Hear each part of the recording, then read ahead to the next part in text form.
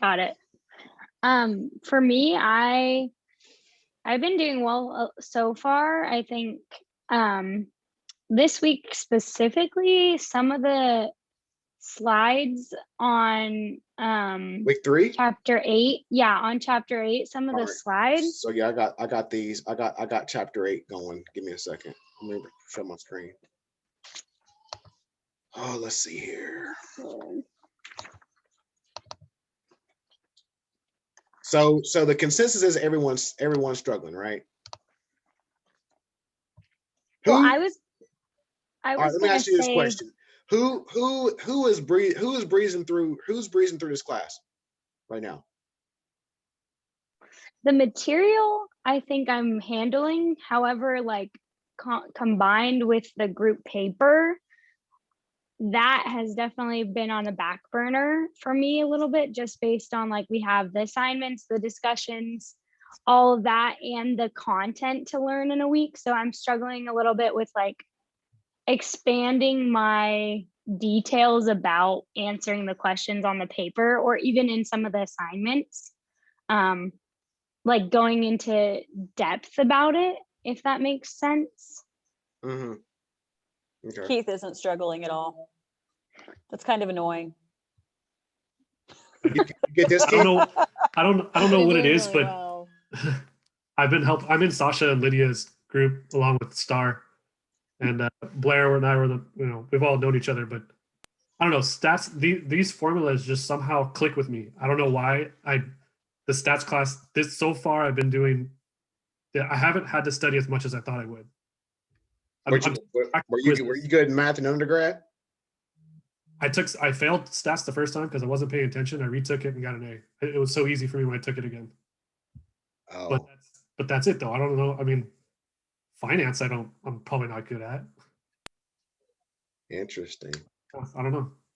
Very interesting. Yeah, it's very strange. It's very strange with stats and things like that. You know, like I said, I don't like math. I'm just kind of forced. I'm forced into it, right? And like I said, my way of getting through this, and my way of getting through teaching, is to apply it to the industry. So that's what I do. So whenever we're going to go through some of this today, and whenever we're going to go through the confidence intervals, I deal a lot with confidence intervals with artificial intelligence, right? So when I talk about confidence intervals, that's pretty much all I talk about. That's the only time I use it, right? And most of you, I mean, I would say all of you have heard of confidence interval, because that's how we understand the validity of that data that's being output, right? In terms of AI and ML, because it's going to also give me a confidence interval based on the data. So that's how I think of it, and that's how I apply it. That's how I teach it. So he's like, okay, confidence interval, big deal. Well, if you're going to start looking into those particular tools, confidence intervals is probably to me, confidence interval is probably one of the most important things that I'm dealing with right now. That's the first thing I look at, right? So that's just the way I look at it. I guess you say the part that I am struggling with this, or haven't been able to catch on again, is the Z-score, relating it like the question that we had for the discussion tonight. Mm-hmm. Taking the percentage basically and breaking that down to get the Z-score number. Luckily I caught the 90% in the PowerPoint, so I used that number. Mm-hmm. That way, but I tried to do it manually and I couldn't. I just didn't click for me that way. So I don't know. That's what I'm struggling with right now. Don't try to, and that's another thing. Do not try to do these things manually. All right. Do not try to calculate them manually. It'll drive yourself crazy.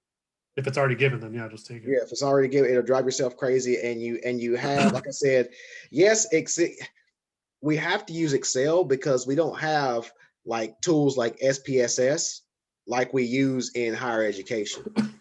So SPSS is an IBM product, and SPSS is what we use in academic research. So we upload the data, and SPS spits out all this stuff you're trying to calculate in Excel like that, like automatically. And all you're doing is looking at the p-values and z-scores and t-scores. That's all you have to figure out. Okay, is this a good t-score? Is this a good p-score? That's all you have to know. So that's why I'm not stressing you understanding Excel and getting those formulas, because you have the tool. Once you get in the industry, your company is going to have SPSS. Your company is going to have these tools to do these calculations for you. All right, yeah, cool. Then yeah, I'll just do right. I kind of did before. So like I said, as long as you are taking those, even if you have no clue, if I see you taking those quizzes over and over and over and over and over and over and over again, I know you're putting forth the effort to try to understand it. So is there any way that we can do some example questions just for the confidence interval? And then, you know, if you know how to use Excel or what Excel formulas to utilize, like you could just, you know, say like, this is how I do it, just so that we can kind of have a roadmap. I think that's where I'm getting caught up, because I can do the descriptive statistics and I can get all of that information. But then when it goes to, you know, calculating a confidence interval and stuff like that, that's where I start to run into, you know, not knowing which formula to use. So I would appreciate some examples if you could. Let me see here. I think this will be easier for everybody, because this way you can actually, give me a second.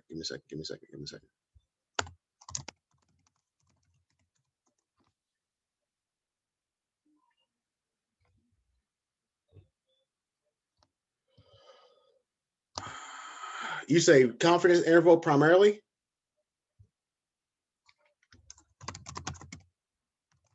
A combination between confidence interval and then, well, I mean, honestly, just chapter 8 and 9 were kind of rough. I feel like it went from 0 to 60. The first few chapters I was okay. And then, yeah, from there it just went downhill. Okay. So if you type in Brandon Foltz, and once you get to his page, you type in confidence interval. But his is a little, because normally he does like 15-minute videos. These are long. Oh man. Z-test. This one's good. I remember watching this one. But you can see where I watched it. I think also like this, like I understand the verbiage of confidence interval and stuff, but when I took that practice quiz, like I was finding like it was asking for what's the critical value, and like none of the answers made sense. So I took an educated guess on, you know, the one closest to a 95% confidence interval. But there was 2 questions on this quiz that the answers that I had like didn't make sense at all to the ones that were offered. And again, it was like one that was written out asking for the margin of error and confidence interval or critical value. Did everybody take the quiz already or no? Well, you haven't. I was talking about the practice quiz. Oh, okay. Gotcha. I didn't want to take the regular one until I address this. All right, give me a second. Let me go. So you're in my lab, or where were you at? I don't even know what my lab is used for. So no, I wasn't in there. I know we use my lab. We use my lab in the supply chain management class a lot. Okay. Just on the modules, like module 3, the practice quiz for module 3. Let's see. Module 3 practice quiz.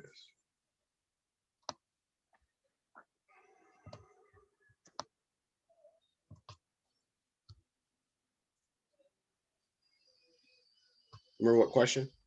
It was 13 and 15 on mine. I don't know if it's the same. Looks like they're in a different order, so I will. Yeah, what does it start with? It starts with the distribution of overtime hours per week. All right. Let's see. So based on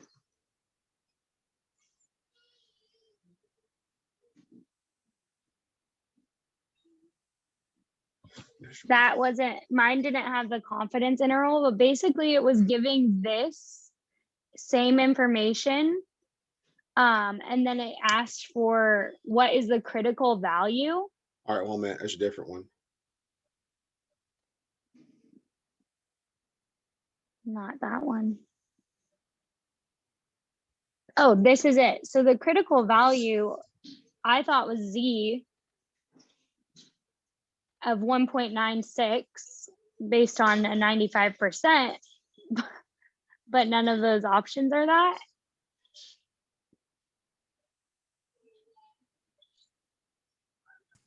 Would it be, what was the answer, Blair? 1.3?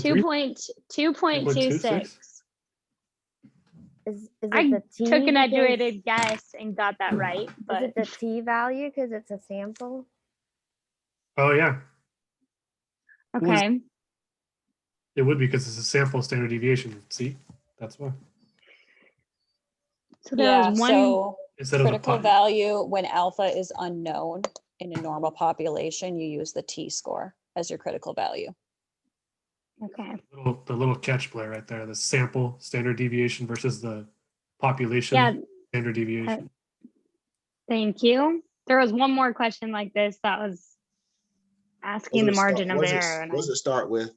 Margin of it's error? the same. Margin of error is the question. And maybe it's because it's a sample. Maybe I did the wrong critical value calculating it, This probably. one?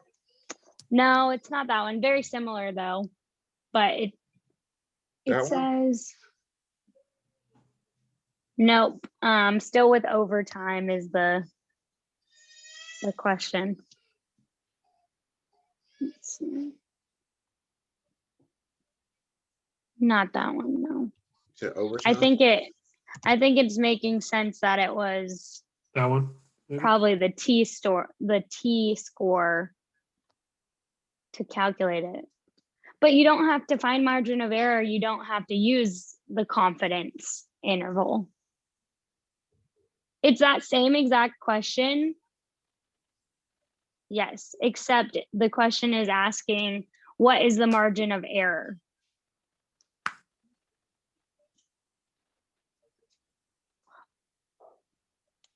Random.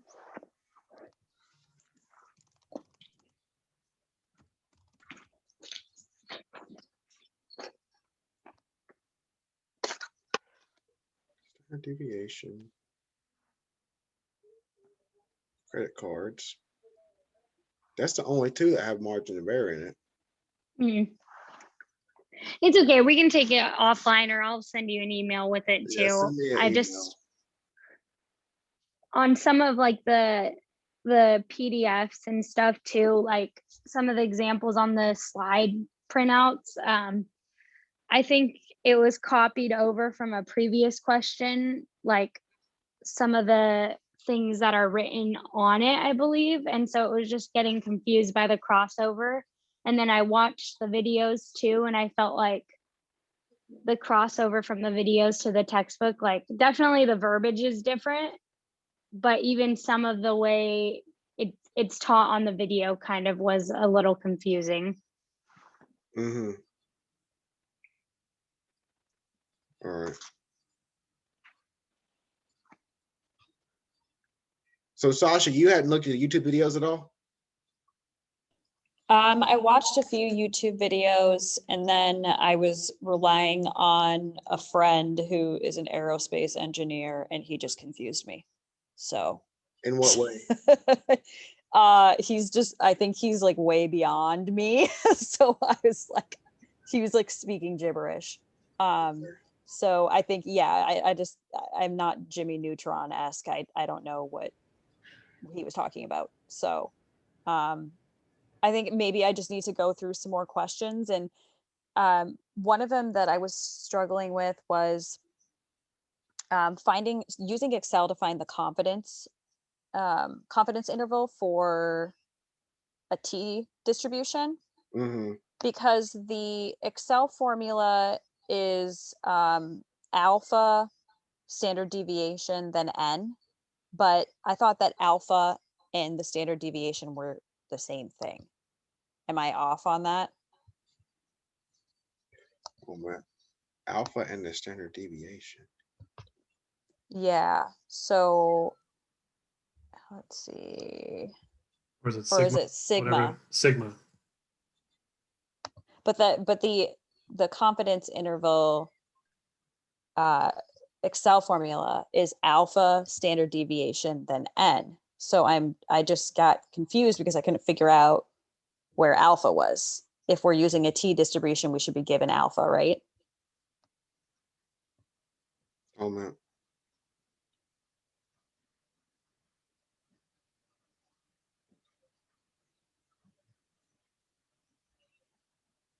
So I think some of that stuff's in here because he does a lot of Excel stuff in here.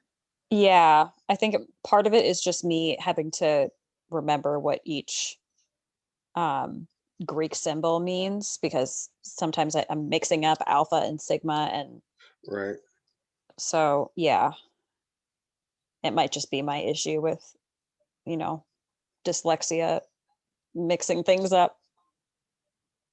Like I said, look at these. Like I said, these are he explains and lays them out pretty well.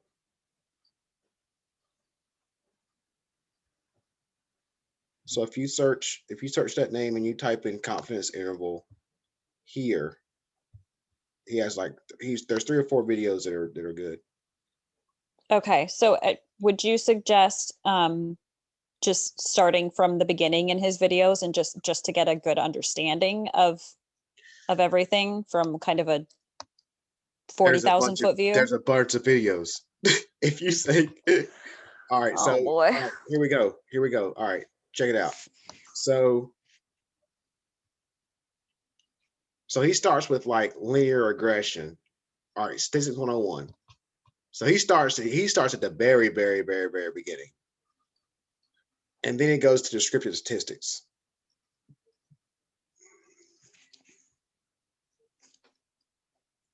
Thanks for that, Star. Then he goes to descriptive statistics. So this is pretty much, I can't see because I got all y'all here on the thing. So you see how he throws the topic, but there's like 10 videos on that topic. That's why I love this information. Right? So if you wanted to start from the very beginning, then you're going to start from the bare bones, and then you're going to go to descriptive statistics. But Sasha, that's where you said you're good, right? Yeah, I'm fine with it, with doing the initial analysis, and then as soon as the Excel formula doesn't work for something, I end up calculating it by hand. Well, by hand using Excel, just entering everything in and then calculating it out. But it's so time consuming to do it that way. So when I know that there's a way to do it with just a formula, but for Right. whatever reason, the formula is not working. Right. But yeah, I think as it pertains to this week, I would go to PL8, PL08 confidence interval estimation. Okay. There's 4 videos there.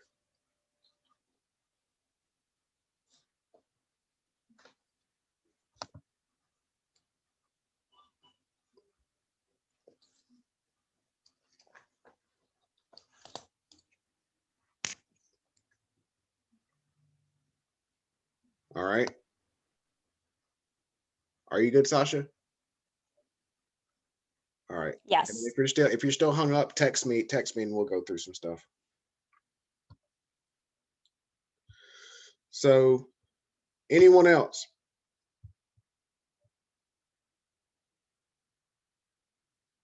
Let me see what Star posted.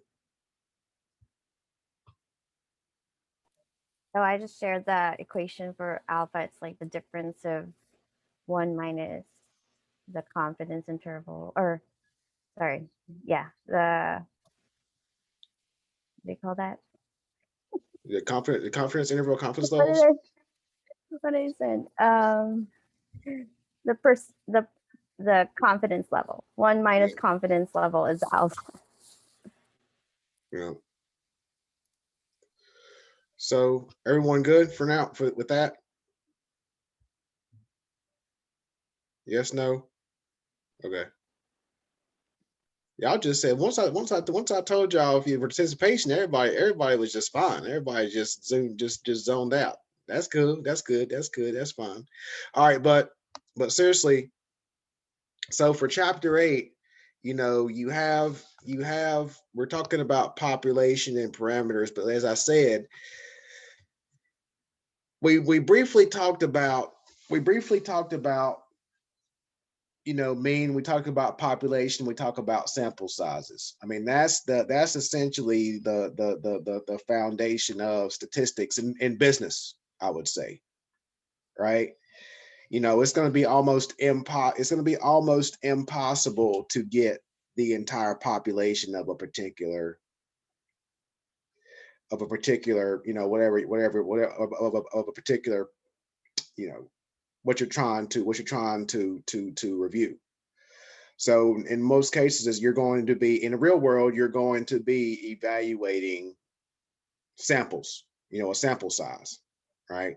And it's going to be important to gain a distribution of that particular sample size, right? And the biggest thing I want to talk about is going to be, you know, that confidence interval.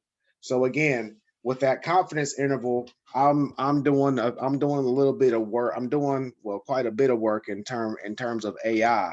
And whenever we're actually running our tests, that's the first thing we're looking at. We're looking at the confidence interval of our outputs to see, okay, we're feeding these tools all this data, right? And if you look at some of the AI tools that are out there in the industry right now, and if you've actually seen, has anyone seen, like, with the self-driving Teslas, have you seen like the calculations whenever it's driving and it's seeing objects and it's calculating all these things that are coming in on the screen?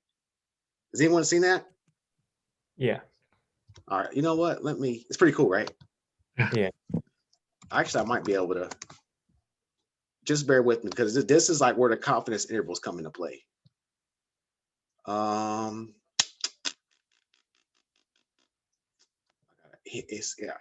He posts a lot. Let me see here.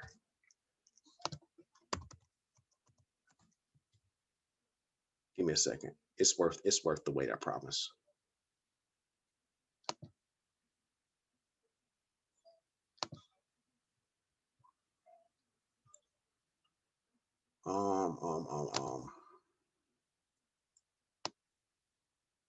Let's see here. Marcel Vollmer.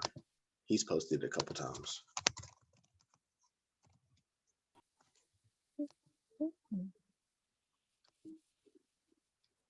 He's posted it a few times. So he posts a lot. So it might take me a while to find it.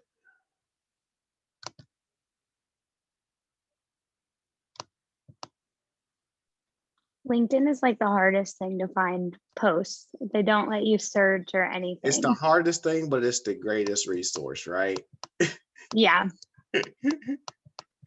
You have to just create your own group and then just post, send everything to your group. That's how I keep things organized when I have Really? posts that I want to hold on to. Yeah, you just create, you know how you can create like a little, you know, group section for whatever organization.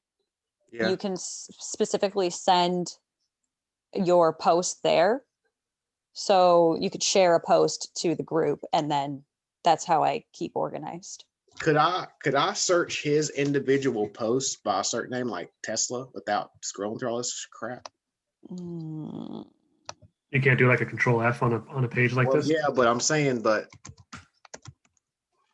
you know what I'm saying? Because I don't think you can. It's terrible. Yeah, their UI sucks. Yeah. So. But I'm not gonna complain about LinkedIn though. Trust me, it's worth the wait. I promise. But I'm not gonna be sitting here scrolling for 30 minutes either though. I guess I could just Google it, huh? That's what I was trying to do. Yeah, type in Tesla AI, because I've seen a few people post it.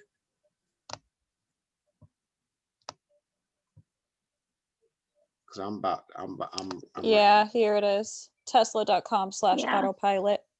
Yeah, that's what it is. All right.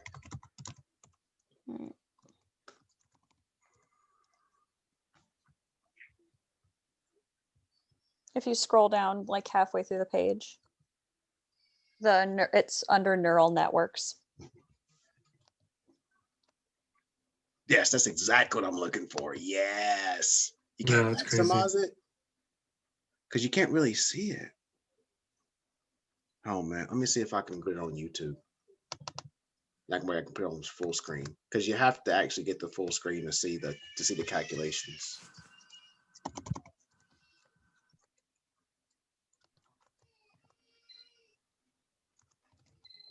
Because it's calculating the probability of everything, right? Probability of the probability of if it's a car, if it's a person, things like that. There it is.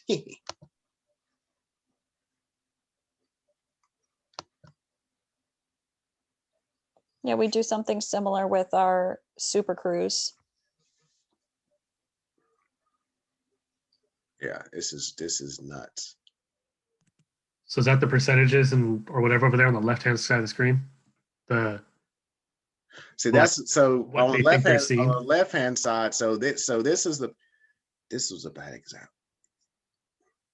This is the probabilities here. All the probabilities, like all these numbers here, those are the probabilities. Doggone. Really, dude? You're gonna promote where I can't see anything? Oh man.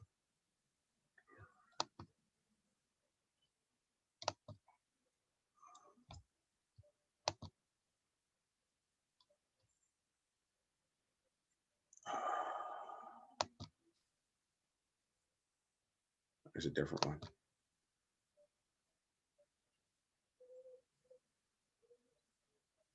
You see, so as you see those cars going, well, let's see, that's meters. Because on some of these, see, this is a different one. So this is mile per hour. This is different. Because on some of these, it'll show you the percentages, the percentage of confidence that that's a car, percentage of confidence that's a pole, and things like that. This one's not doing this. Let me see if I can find another one.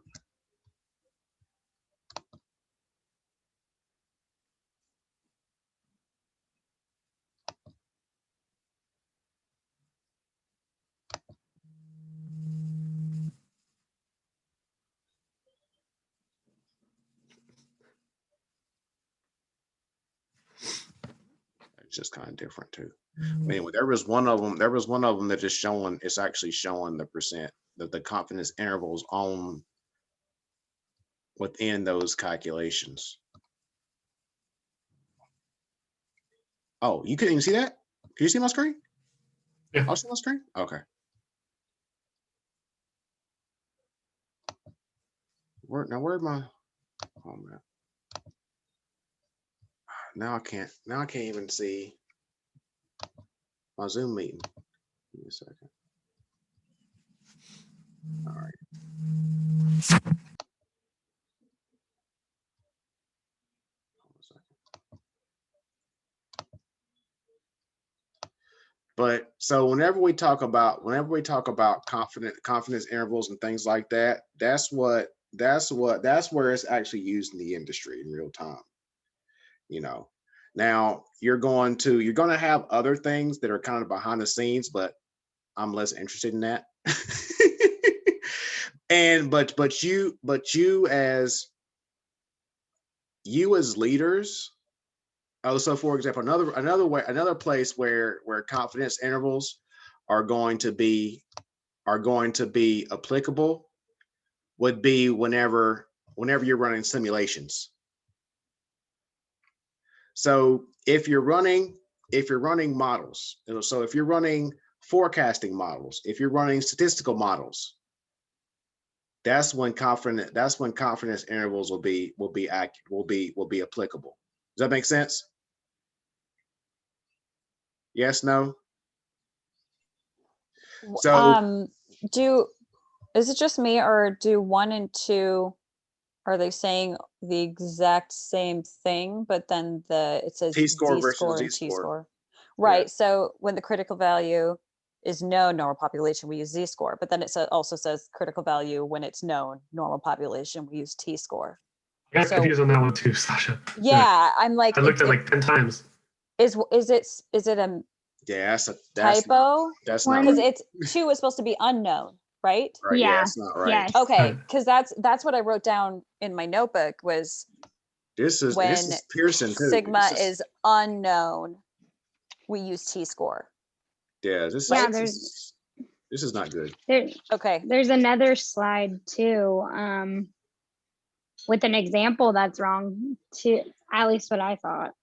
On which one? It's the dollar value of damage to BMW. Let's see what slide number. It's gonna be like way down. Did you give me the slide? Yeah, give me the slide number. Oh man, they're printed, so I have no clue. Start counting. Hold on. You printed them? It's chapter 8 though. Yeah. Maybe like 29. Yes, close to where you just were. Right there. I think it's that one. Yeah, like where it says where X bar is 4.5 and degrees of freedom is 9. That's not right. It's from the example above, I think.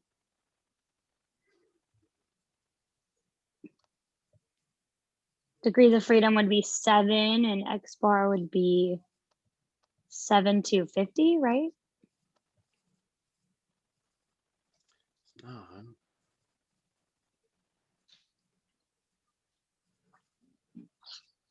This is crazy. I was wondering if that line was like added in or if like that was actually Pearson. Because this is crazy.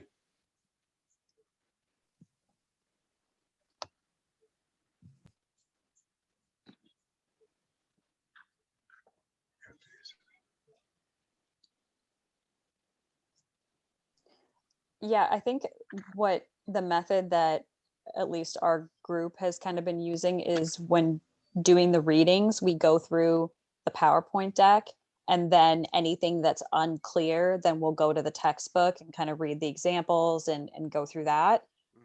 So it's super confusing when the PowerPoint slides are wrong because you know you don't know which one is correct. Well, I'll tell you for a fact the book's going to be right over the PowerPoints. Okay.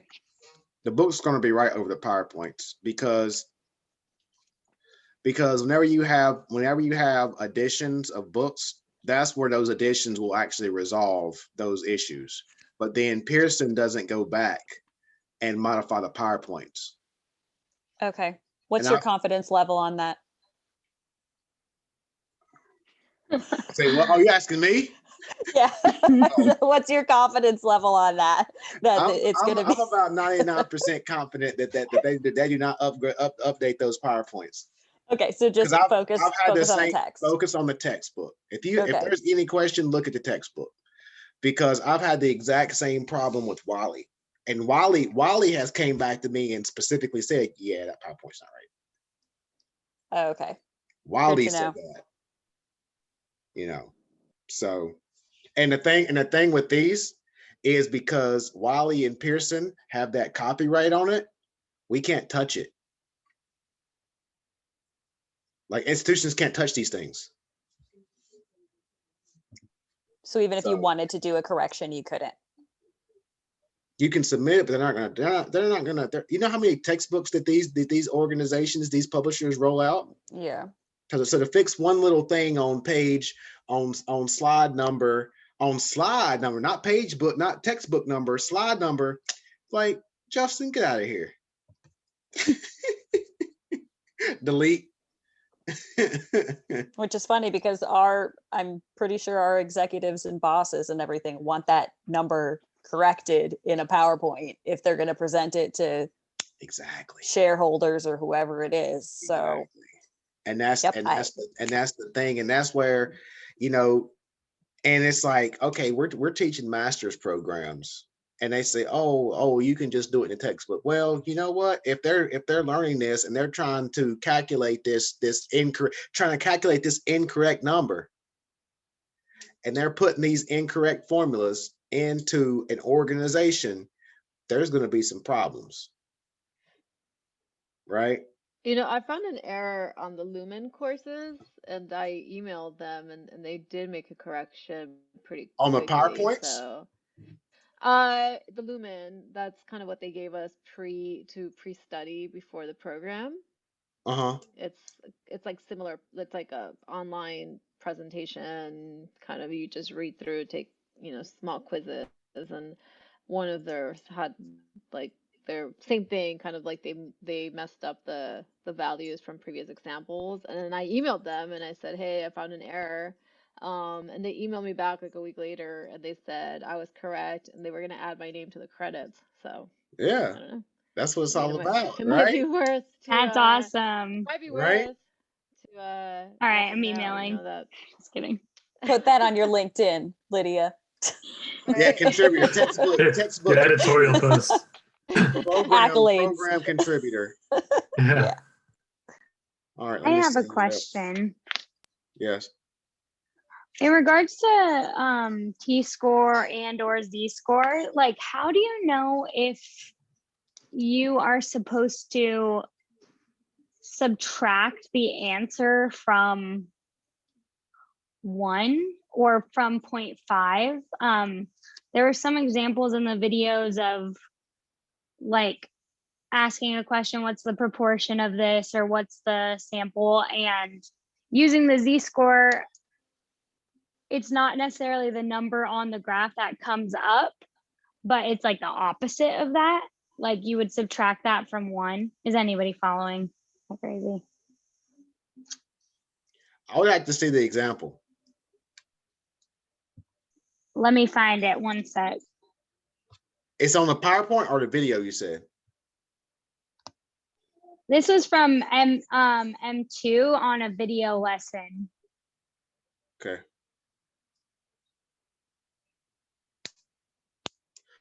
Alicia, do you have any questions? You've been quiet.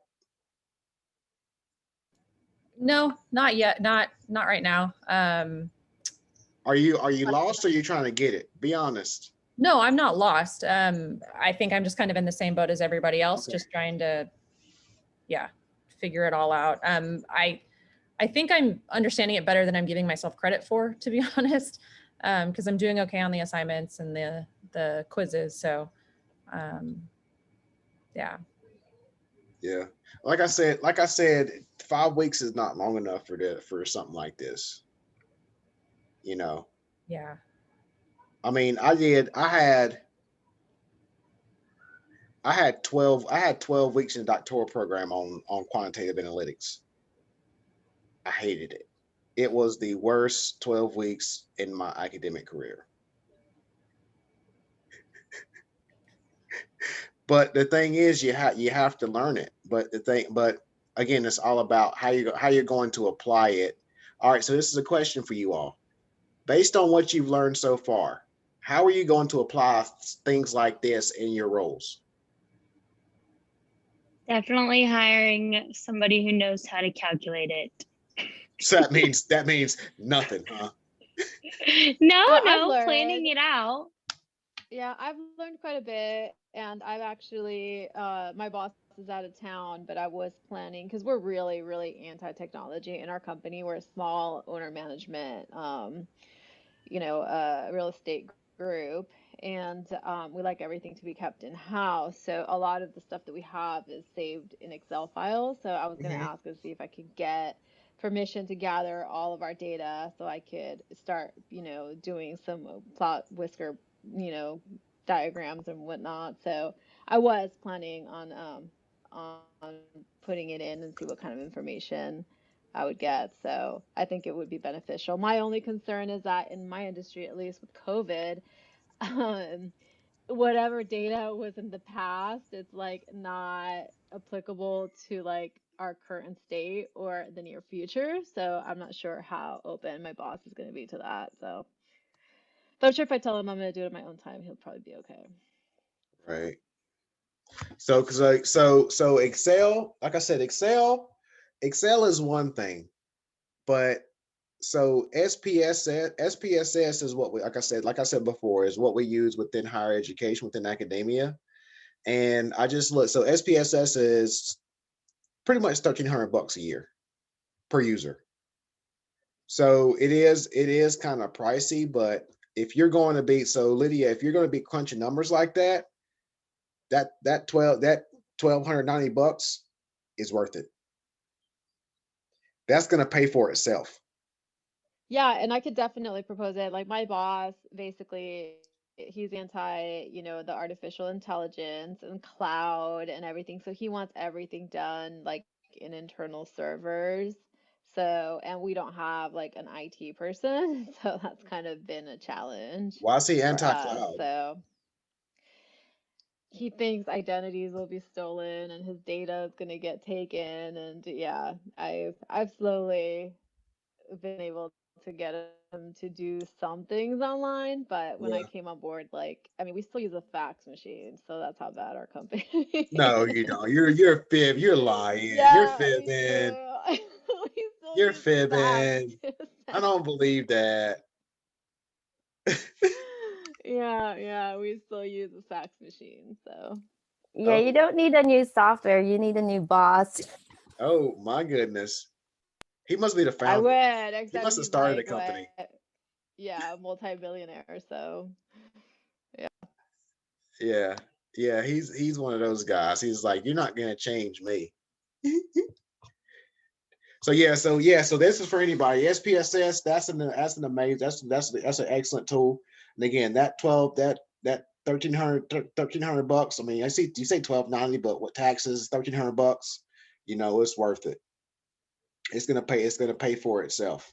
Because think about it.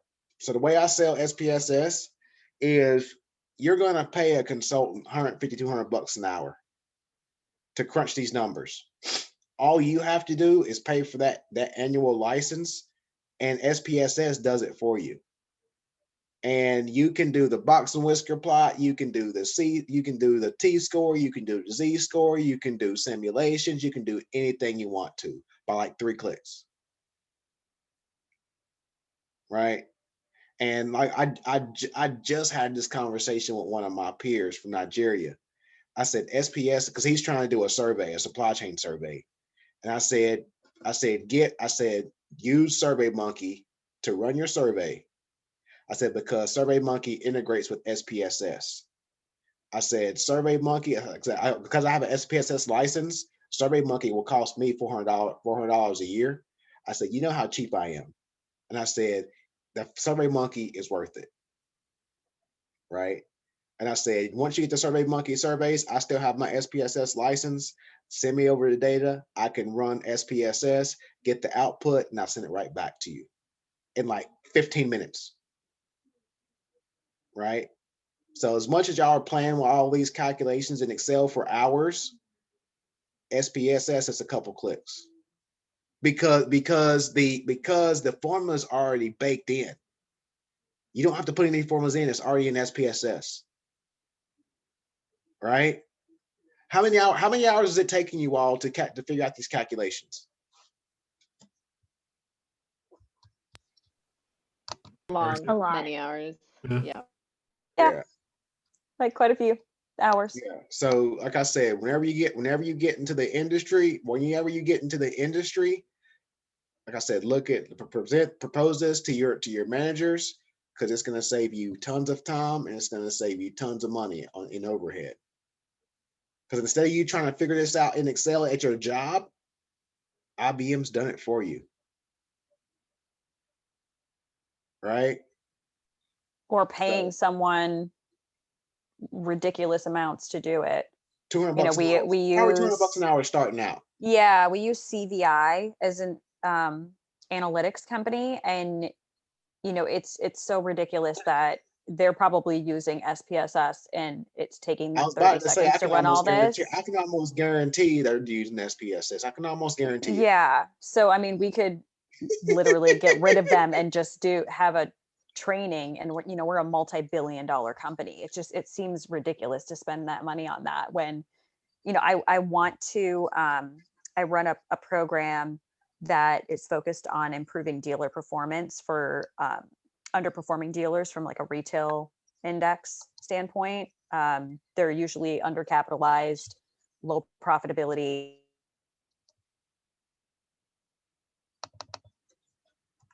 and have bad customer service. Hire a data set for which I know where to get it, but if I could just get the raw data for all of these dealers and how they're performing, then it would take me 10 minutes, 15 minutes to get everything, and be able to tell, who is going to move by using like a trend analysis, who is actually going to improve. So, and send my field team out to improve those dealers and stop wasting time on these dealers who have been, not doing their job for 20 years and they're still dealers. So, yeah, I think that would be super useful, but for a $1 billion company, they're pretty cheap when it comes to purchasing software. So if I put in an expense report request for that, I'm pretty sure they're going to laugh in my face. So we'll see. For $1,600, for $1,300? Yeah, they complained because my car wash was too expensive and they require us to get car washes. So, and that was like $22 for a wash and You know what? I would say I would ask around. I would ask your IT staff. So you're pretty confident no one has a SPSS license. I'm pretty confident. We got rid of the majority of our analysts in like a couple of years ago and went basically primarily to CVI to do everything. And how much is your company paying them? Oh, I mean, it costs, we do something called a POP, which is a performance optimization profile, where it's like a 130-page PowerPoint deck with that analyzes all of all the dealers' performance over a year period, and then compares it to composites for regional, national, and then dealers who are performing 15% above the curve, dealers who are performing at the average and then below the average. And that report, even though it is just pulling the information and smacking it together, it costs us $600 a pop.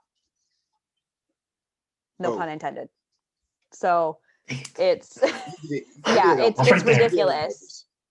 And we have to do, usually I do between 15 and 20 of those presentations. They usually take a day and a half to do for a particular dealer.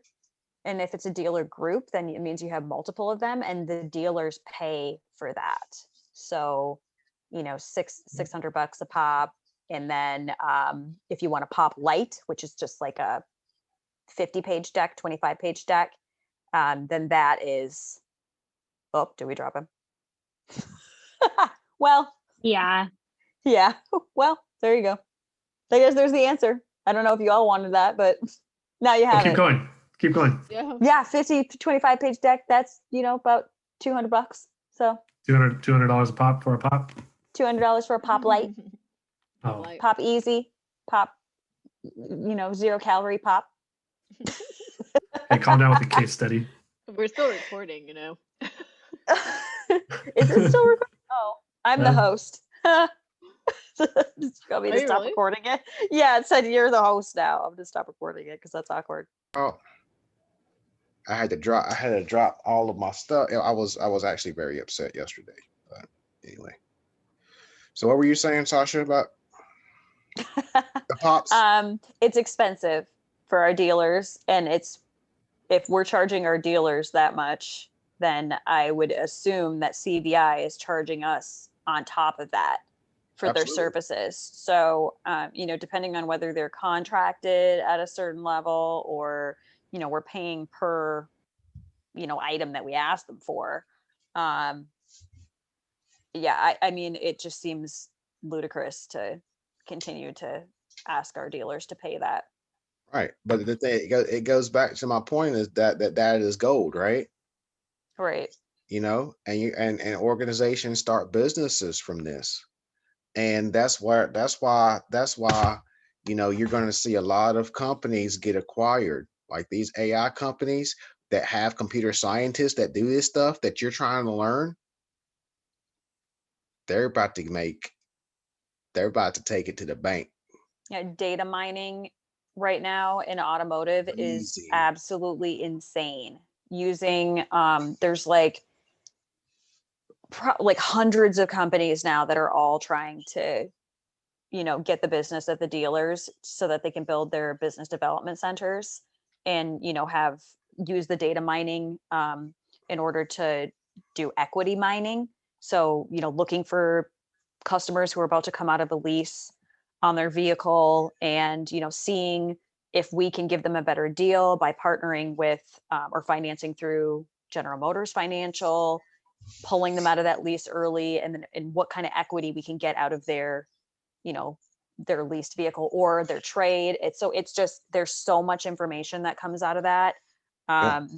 It's mind blowing, but it's a lot. And I don't know that we necessarily have gotten to a place where we know how to utilize all the information we're getting. Yeah. So they're relying on these other companies to do our analytics, but you know, they don't really know what they're doing. All right. So let The me only ask you. people who are going to know what they're doing are the people who are within the company, you know, All right. who know what they need.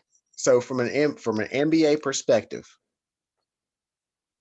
would it be more cost effective? This is for everybody. I want to get everybody. And if you needed to drop, it's being recorded. But like I said, like I told you last week, I can stay on here and I can talk all night about this because I like talking about it. But and actually, it actually gives me more ammunition for research. But anyway, would it be more cost effective for you to pay the organization you're currently paying, or to pay an analyst $120,000 a year? Because that's how much these guys cost. Oh, the analyst, 100%. Really? I guarantee that we are spending more on a weekly basis with CVI than if we just salaried an analyst at $120,000 a year. Guarantee. And you just laid off those people a few years ago, right? Yeah, they when we went through kind of the downturn of you know, our factories went on strike, and so we didn't have a lot of inventory, and you know, things got pretty tight, and we laid off a bunch of people. And so, you know, I took over a bunch of responsibilities that I typically would not have been asked to do. And part of it was looking at analytics, and it's like, you know, I'm no expert, so You're doing pretty good, huh? oh, All right. So let me ask you. I don't know about that. All right. Let me ask you a question. You're in analytics, right? To an extent. Yeah, I work with them. Yes. So how much of this stuff do you actually use in your daily job? How much of this stuff, based on what you've learned so far, how much of this are you actually going to use? I would say how much of what I've learned I'm going to use, maybe 10%, Okay. but how much I already knew from previous statistics classes and just having a general understanding of parameters and, you know, basic statistics, the mean, median, mode, stuff like that. I probably use that every day. Right. But that's the basics. Yeah. I mean, everybody should know that. I mean, that's kind of like fifth grade. Are you smarter than fifth Right. grade? It's like sample size, sampling techniques, stuff like that. Like that's the stuff I use every day because, you know, I have to explain to a dealer when they ask me for a composite of the 5 dealers around them and their financial data all together. And I say, there's no way that I can provide that to you and have it make statistical sense because your sample size is going to be way too small. So you're not going to be able to get a true average of what's happening in the industry, right? So, you know, I have to utilize that rationale on a regular basis, but beyond that, you know, I don't really have to work with confidence intervals. I don't need to test hypotheses. Like, you know, that's not in my realm, but maybe I would use it if I had the tools to make it easy. I say, yeah, and the tools don't cost that much from a $4 billion company, right? So again, that's I'll leave that fight to you. They're cheap. They're spending all their money on EV and I'm autonomous. So yeah, well, yeah. Keith, what do you think? You're the statistics maestro here, according to your peers. Sasha likes to talk people up. I just like, I don't know. This is just clicking easier for me. I'm not saying I'm good or perfect at it, but it just seems. Yeah, but how much of it are you going to use? You know, in my role, I do commodity management, and so it's a lot of purchasing with new products for the wheelchair market. And at the moment, I don't think I can use too much of it, just by the way the job is right now. I mean, I'll quote out different vendors, and we go back to current vendors to kind of get more. There is a portion of my job that involves cost reduction. I think I can use it there, but I just don't have enough involvement in it yet. So for your future goals, for your future role, the role that made you get in this MBA program, how much do you think you're going to use it there? Right. So going back to who said that, Star or Sasha said that, I'm just going to hire people, right? Blair or Star too. Yeah. Yeah. You know, so even in your future roles, you don't think you're going to use it much, correct? Myself? Yes. No, I think yes, I do, because hopefully with this MBA, I'll get out of the, you know, buying new parts and the repetitious thing and being able to focus more on the cost savings, the long-term stuff. You know, when they're trying to launch a product, at least for us, you know, sometimes they cut corners and just, you know, choose a cost that's not the best, and being able to quote out and find different ways. Well, but I would say in the commodities market, you're going to start seeing more of this because AI and ML is going to take over that market. For sure. In my opinion. Because the ERP vendors, they're already building it in. They're already building it into purchasing. They're already building it into forecasting, right? So it's going to be the people at your organization. If they, I don't know how large your company is, but they're going to look to you to have the leaders understand this AI and ML and all of these confidence intervals and things like this. They just see the output and say, dang, Keith, how the heck does this work? And they're going to look to you to explain it. You see what I'm saying? You know? So, Blair, what do you think? Thanks, Keith. I think, you know, it's always been a passion of mine, like understanding data collection and how to use it as a benefit. I will say that events industry, actually my undergraduate research project was on the application of data analytics in the events industry. There's definitely a lot of room for growth. I think having this knowledge so early in my career will definitely push me to, you know, use statistical analysis towards promoting products and pitches in my future. So I definitely think it's useful. That's why I'm like really trying to learn the concepts, not necessarily the calculations, which actually that part comes kind of easy to me, like the numbers side, but I definitely think it's useful information. And I like the practicality of some of the examples and questions about, especially in the book, like how to use this information. So yeah. So I have a question for you. So how much discussion have you all had about like the hybrid model within the events industry? Because I think people are kind of transit, because I got asked to speak at a conference in Houston in like August, and they're like, we're doing a hybrid model because that's what people want. So it's up to you if you want to come to Houston or not. He's like, we're gonna have you make your decision on if you want to come to Houston or you just record it. So have you had that many discussions with that? And then can you use predictive analytics to kind of gauge the level of people that's going to attend live versus virtual? That makes sense? That question makes sense? Yeah, it does.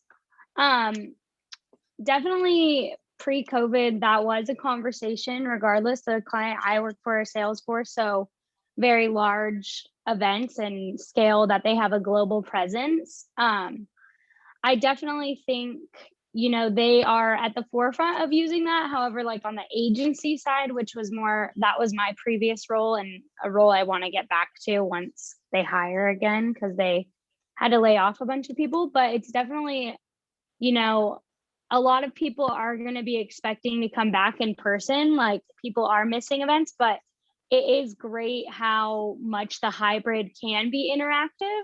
But there is a lot of creativity that comes with making that experience interactive for sure. So I think they're gathering data right now. Like definitely at the beginning of the pandemic, people are like, oh my gosh, this is so boring. Like watching this presentation, whereas if they were there in person, it's way more engaging and stuff. So I think the data being collected and that will predict how people want the events industry to move forward is definitely a huge topic right now. I'm actually like applying for jobs kind of with that, because I'm at a winery right now. I'm not at my old company. But I am working on a small contract position with a AV and tech production company based out of Florida, and staying with that same client. And it's definitely, we're working on a hybrid event right now that's happening in April, or it's hybrid, but only a small portion. So most of the presenters are doing record from home. So they definitely are talking about how to predict. You want to stay in the events industry? Yeah, it's definitely where I want to stay, or experiential marketing and advertisement. I've been applying to some jobs kind of with that, but just hard to find one right now. If you're available, once we get off the phone, text me. You got my phone number, right? Yeah, I have it. Text me. I want to talk to you about something. Okay. All right. Thanks. Alicia. All right. What do you think? How are you going to apply any of this? I'm still kind of figuring that out. My current role is pretty limited in terms of like crunching numbers and things like that. And I'm trying to get more into like a leadership role. I work in training in environmental health and safety for E&J Gallo Winery. And so I'm trying to kind of get more into like the operational side of it, just applying more things that way to make, I don't make decisions right now. And so, yeah. What's the goal? What's the goal?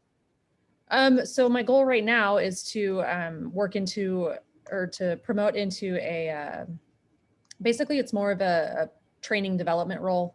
And I would oversee a few people that would help me with training development. And so, yeah, I'm still just kind of exploring where to go within my current organization, but I love the industry. It's kind of neat being in the operational side of the wine business. I think a lot of people probably think like what Blair works in, like a tasting room or something like that. Whereas, I get to be on more like the factory inside of it. So supply chain, that sort of stuff. So does Gallo do anything in terms of sustainability tracking and things like that?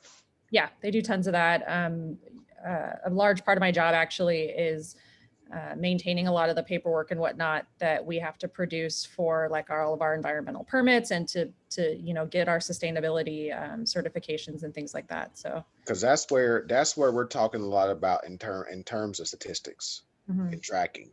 Yeah. And that's what we're trying to get to, because there's really nothing, there's stuff out there, but not that much.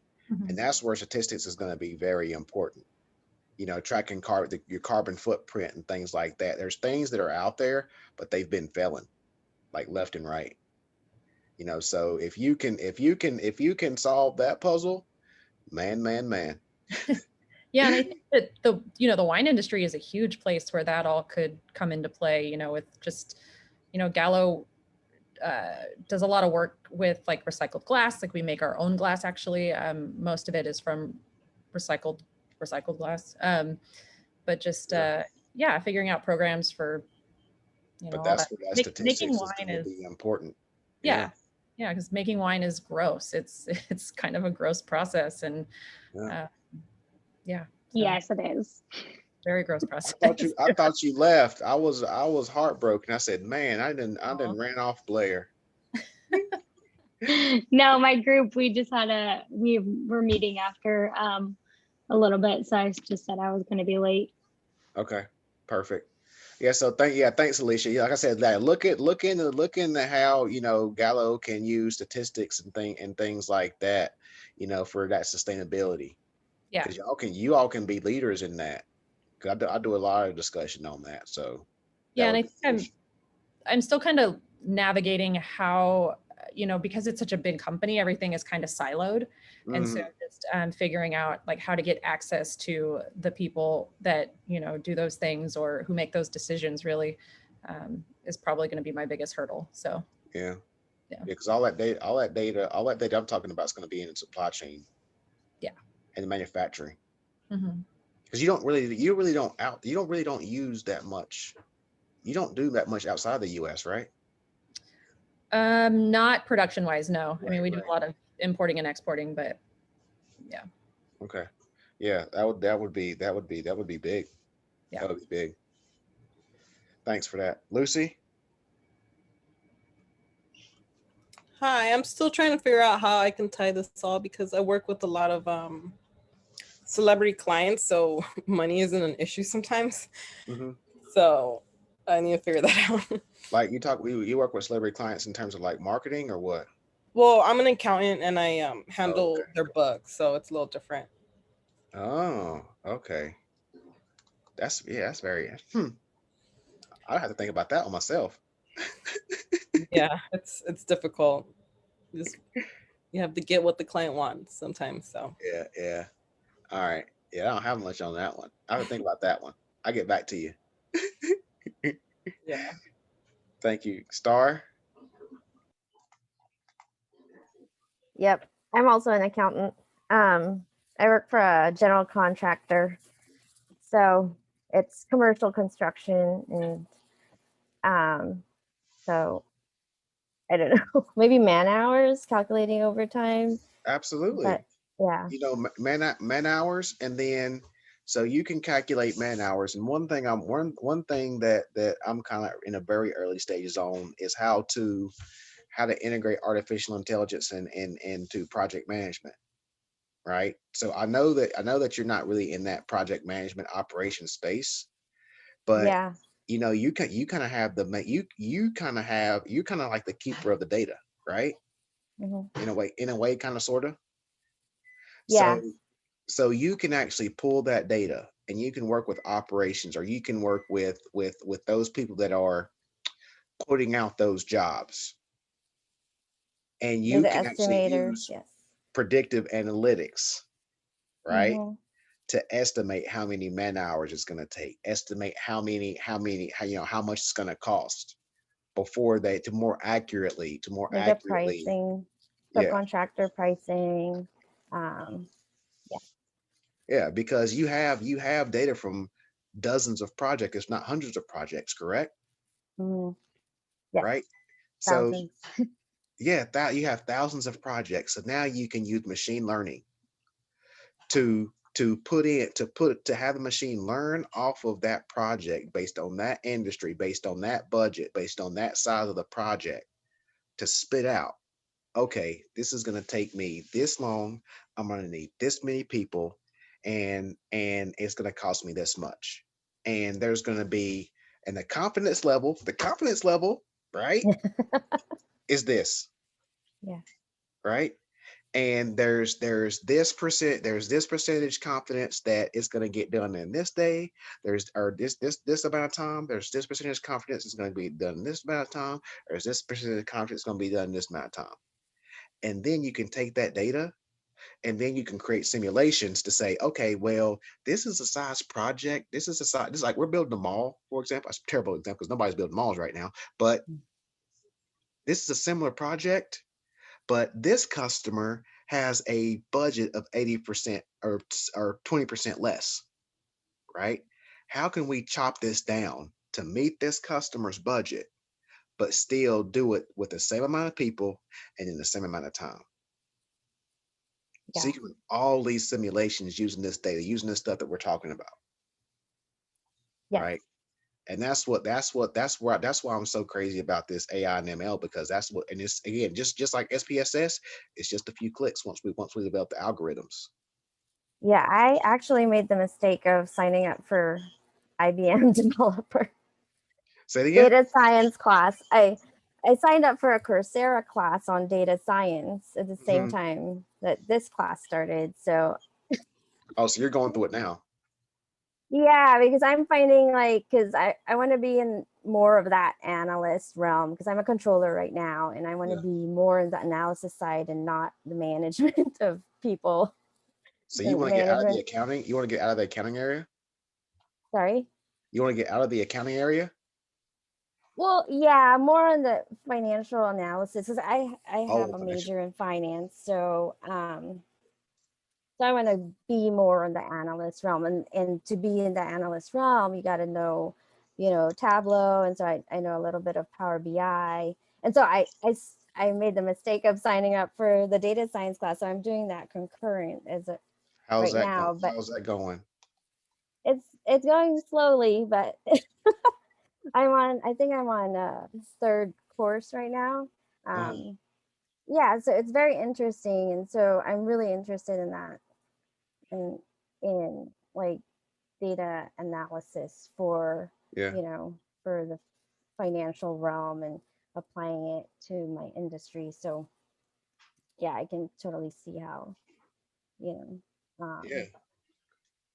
it can be the useful. financial model, the financial models are, that's huge. Because so for example, perfect example. So like these big hedge funds, so when Bitcoin was going crazy a couple months ago, these big hedge funds were getting like the top financial analysts out there. And some of these guys, they were getting $1 million signing bonuses. So the financial analysts? Just guess how much they're getting paid. Yeah, like the people who That's just a signing bonus. That's just a signing bonus. But think about how much they're investing. Think about how much of this cryptocurrencies they're buying for these massive hedge funds. Yeah. They're probably dealing with. Okay, all right. See you, Sasha. Oh, there you are. Thanks. Sorry. Keith Star, we'll see you in a second. Okay. Thanks. Sorry, yeah, I'm trying. Yeah, that's my fault. So financial analyst, that's a lucrative position. Yeah. Yeah. Cool. So, very cool. And like I said, because I don't like math, I don't like finance, so that wasn't for me. So if you like finance, and then if you get in data analyst, yes, honey, yes, that is the way to go. Yeah, it's just really intimidating, because it's, like the common conception is like you have to be a computer programmer to be a data scientist, and I'm coming from an accounting background, so that's what's intimidating. But the thing is, like, are y'all learning like Python and things like that? Yeah, so right now the course I'm supposed to start, but I haven't started, is like learning about Jupyter networks and stuff. Yeah, And so Jupyter. then it's Yeah, going to get Jupyter. You're gonna be into dealing with Python Python and R.